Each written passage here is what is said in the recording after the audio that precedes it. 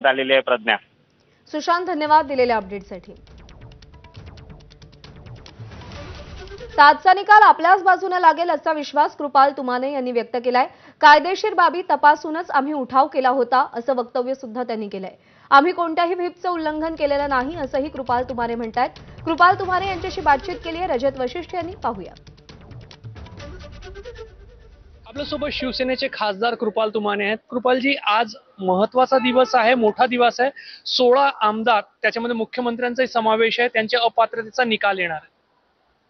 असं आहे की आजचा दिवस आमच्यासाठी रुटीन डे आहे आणि ज्या पद्धतीने आम्ही काम करत असतो त्याच पद्धतीने आज मुख्यमंत्री साहेब आणि सर्व आमदार खासदार आपले कामं करतात आहे। आजचा निकाल तो तुमच्यासाठी फार महत्त्वाचा वाटतो, पण आमच्यासाठी एक रुटीन कार्य वाटत आहे।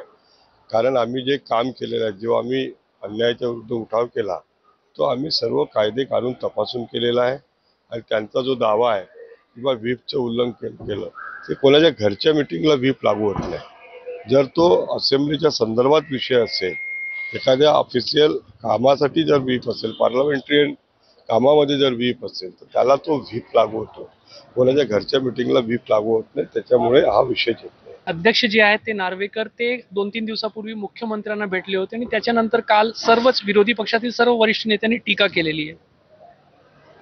टीका करणं त्यांना तेवढं छान काम जमते। टीका करणं आपण बघतोय की गेल्या 1.5 वर्षापासून टीका करणे, सरकार पडण्याच्या तारखा सांगणे, जणू काही महार मोठे ज्योतिषी झाल्यासारखे, ॲस्ट्रोनॉम सारखं